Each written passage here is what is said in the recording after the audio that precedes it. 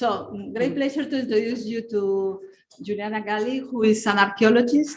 And I don't know if you have been in the beautiful Villa Quintili in Rome that she will show us, but basically this woman has excavated the whole villa in a number of years, together with his her husband as well, Riccardo Frontoni, also an archaeologist. And I'm witness because I took the students to see their work, and it was quite impressive. And it's really another place I encourage people to go, because you really see a building. So it's not just the archaeological remain, but you see all the systems of the heating and the toilets and the stucco and everything how it was. So it's really a very interesting project, and I'll leave you with. Very kind. Thank you. So I thank the Foundation Romualdo Del Bianco and the ICOMOS CIF in particular for inviting me in this prestigious symposium and in front of this qualified audience. I'm about to show you the example of the Villa dei Quintili, where together with the professionals, architects, geologists, archaeologists, restorers, both freelancers and researchers from universities, in the villa that also was the School of Specialization in Architecture for Conservation with the Professor Carbonara, with the colleague, archaeologist Riccardo Frontoni, my travel companion. I was able to follow the whole process from the excavation through conservation to the exhibition, institution of a little antiquarium, and the opening of the archaeological site to the audience on the Archaeological Park of Appia Antica in Rome, directed between 1996 and 2018 by Dr. Rita Paris, archaeologist, by the architect Monique. I don't know if I will be able to tell you about all the work we have done, but I tried. Before entering the topic, I would like to start with a basic concept without which it is not possible to deal with any path of monument preservation, a concept that is almost implied, concept not always understood, for the protection of our cultural heritage, which is an heritage that belongs to the people. Knowledge is a fundamental concept underlined in the essays of Italian famous scholars of antiquity, such as Settis, Manacorda, Volpe, and so on. Massimo Montella, from, I remember a sentence, provocative but significant. It's protected, and therefore only what is known is fenced. Without knowledge, and therefore without studying, processing data, transmitting them, we do not have the knowledge of what we will have to do then, or how we will have to behave. From a socio-political point of view, since nobody knows it, it is as if it didn't exist. The knowledge, artifact, its history, its life, its current state of conservation, the context where it is located is certainly acquired through studying, collaborating with people from other professions with the multidisciplinary and interdisciplinary skills. We know that the cultural property is in danger also through the records made by citizens, because we must remember that cultural heritage is not private, it's public, and it remains in our personal ground, and it is part of our cultural identity. Everyone can and must contribute to the maintenance and care of this heritage of ours. However, there are well-defined professional skills in collaboration with the institution in charge. People instead often tend to damage and to worsen this condition. Well, here are some slides of our work. An important part of knowledge is the excavation of an archaeological evidence, which enriches us with new data and often changes the interpretations on the research. The practice on the archaeological site is very, very important. Today, I will show you an example of good practice, Villa of the Quintili, an archaeological site of the 5th mile of the Via Appia Antica, Appia, in the south of Rome, which belonged to the brothers of Greek origin Sextus Quintilus Condianus, Sextus Quintius Valerius Maximus, then confiscated by the Emperor Commodus, with the excuse that they had conspired against him. The residence has been the subject of 4 official excavations that have restored continuity to the complex, partly extended to the adjacent estate of Santa Maria Nova, directed by our team.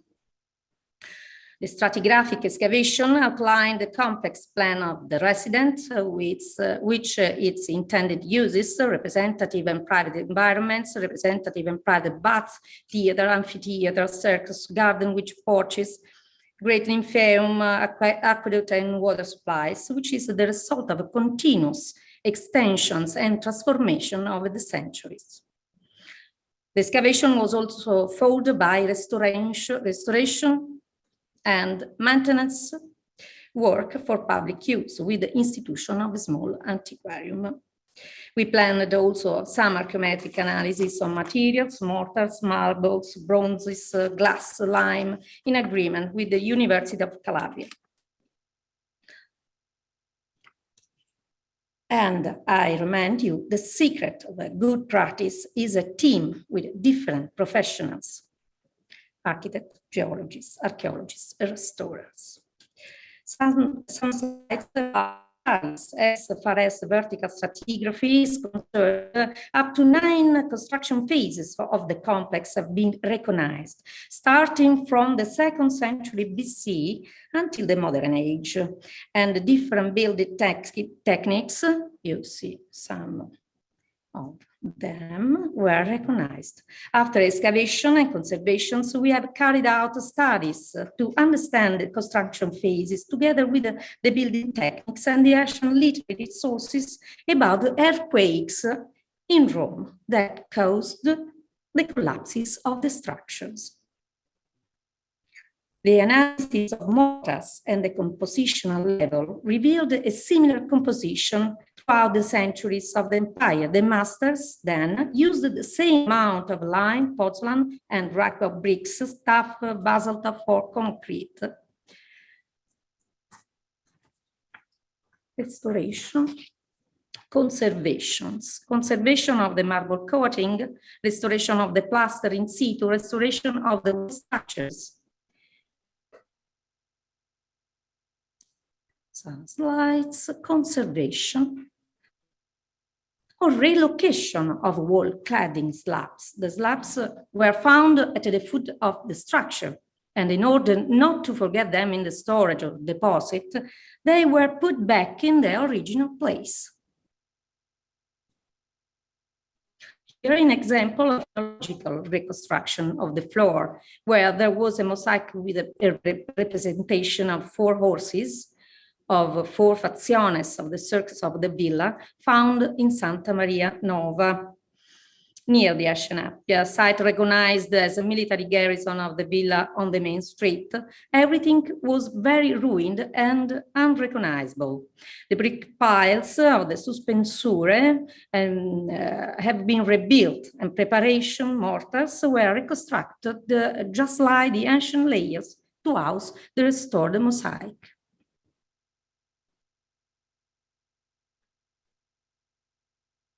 This is the entrance at the villa.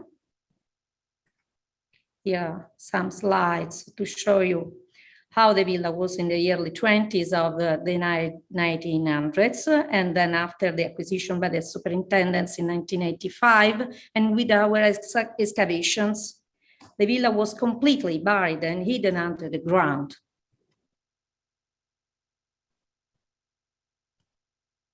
Okay, an aerial shooting from drone.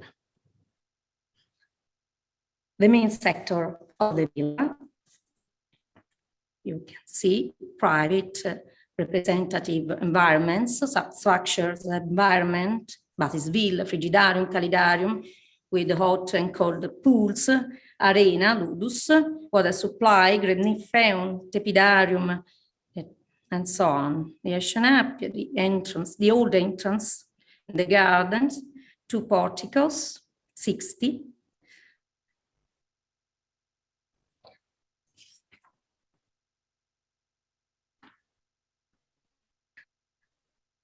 The analysis of materials, archaeometric analysis of materials, we planned also these analysis, mortars, marble, bronzes, glass, and lime, XRF, and fluorescence analysis with scanning laser for the chemical characterization of surfaces were conducted on the pigments of plasters and on some statues, such as the Zeus Bronton, which revealed to be covered by a purple-red cloak.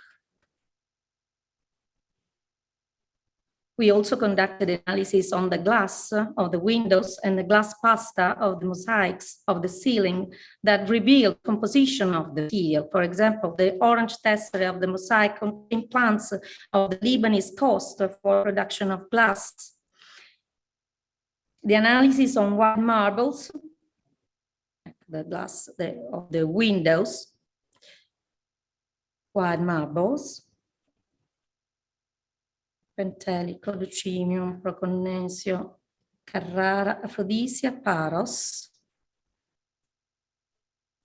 The analysis on white marbles were also made to understand the origin of the materials from the quarries, almost always imperial quarries, and imagine the intensity of commercial traffics in the Mediterranean basin in this period.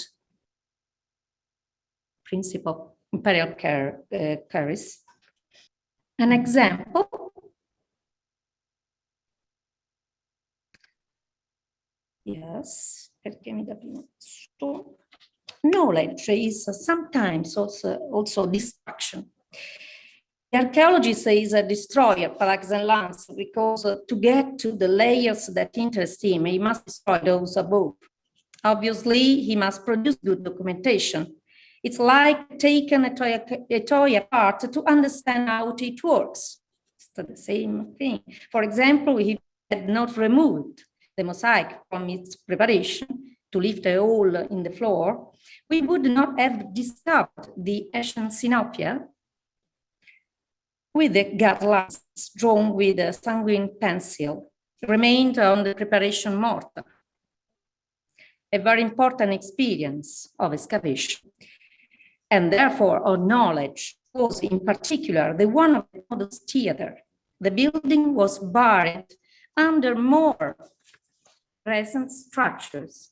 We realized this by digging a gap preparation inside the larger cathedral in pluvium, a sort of light well within the resident complex. We could have been satisfied with the other buildings found earlier, but those archaeological data were essential to understand the history of the villa. The stairs of this small theater have been brought out and dated also according to stamps found in the layer of obliteration that filled and covered the building on which the cathedral was later built, Severian area.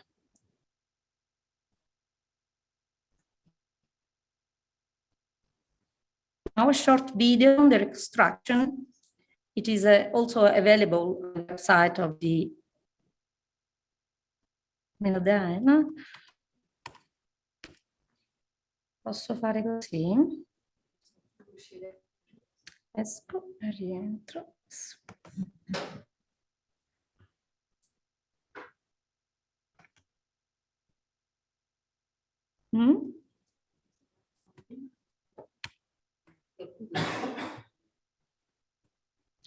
No. Ok. Poco, faccio vedere.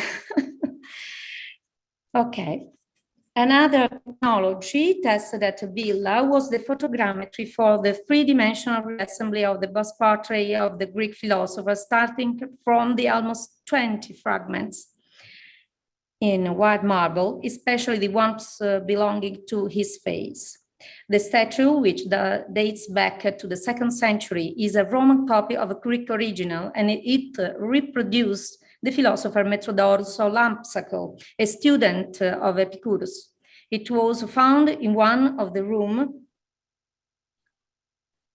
in the north of the long portico, dedicated to the meditative walk, where the portraits of the philosophers Socrates and Epicurus has already been found in the excavations of the late 1700s. The reconstructions of the portrait that you have just seen, ma non l'avete visto, it's also proposed as a puzzle through a virtual reality viewer. Whoever tries will be able to reassemble the statue in 3 dimensions as a restorer would do, teaching to care about our cultural heritage. In a great happening workshop at the Villa dei Quintili in October 2017, were demonstrated the latest modern technology, 4th edition of Technology for All.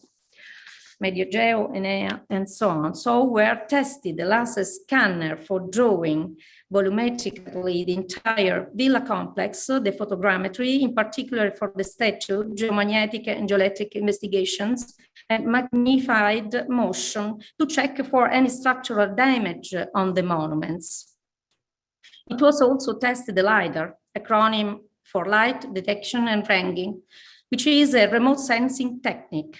LiDAR allows you to determine the distance of an object or surface using a laser pulse with the latest generation laser scanner capable of returning the entire residential complex in about an hour after a quick walk with the instrument in the backpack. Here is a phase of photogrammetry for the 3-dimensional reassembly of the bust portrait of the Greek philosopher. Here another example of the Frigidarium, where the cold water ablution pools are.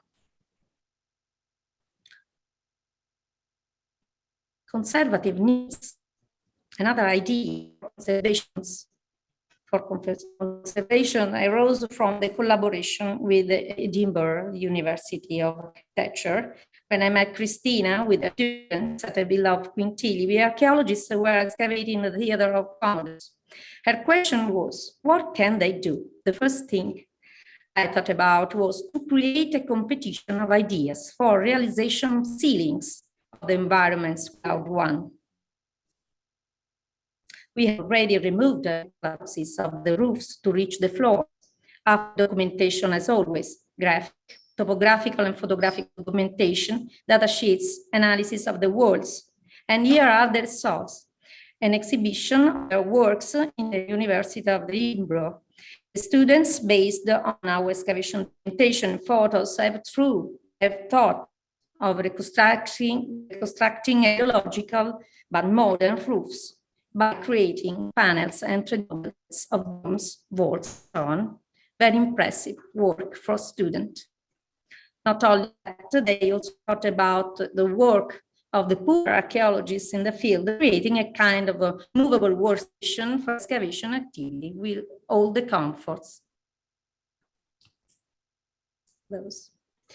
This is the existing deposit in the villa of the archaeological finds, where thousands of boxes of finds classified, partly already studied, are preserved in the villa.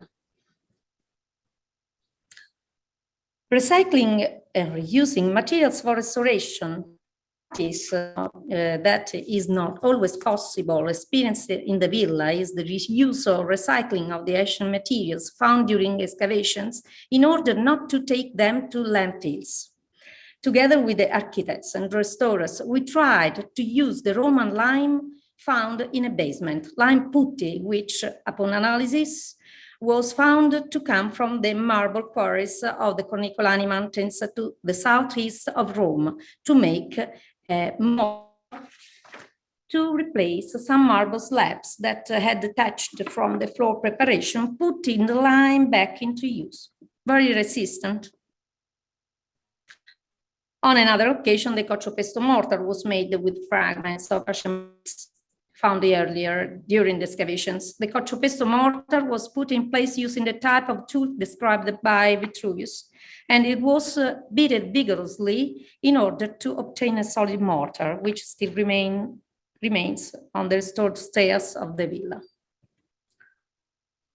Evaluation mistakes, some example.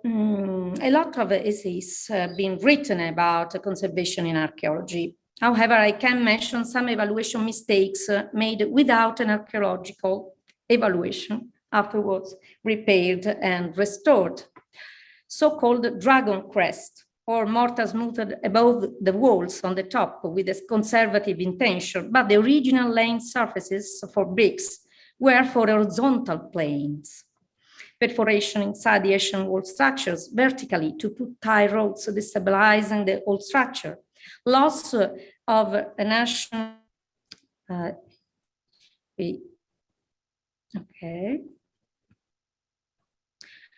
loss of the Asian heating system, even the ovens and the hollow bricks with cement-based mortars, closing the gaps in the walls. This is the hollow bricks.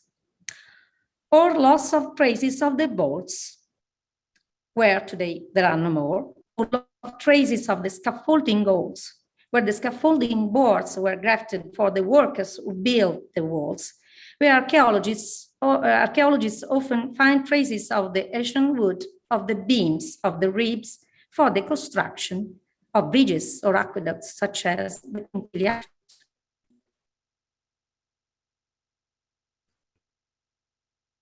This beam has been dated back to the 2nd, 3rd century AD with radiocarbon 14. In conclusion, sometimes archaeologists and conservation teams are fewer in number than other professionals, are given more roles than other professionals. However, they are specialists in Asian buildings and know the landscape from a topographical point of view. And they are also experts, specifically in technical analysis of the monuments. The chair of Professor Giuliani, topography and the technical analysis of Asian monument. Here is a moment of our guided visit to some scholars of the Deutsche Archaeologischen Institute in Rome in the context of a conference on non-thermal heated environments. Thank you for your attention.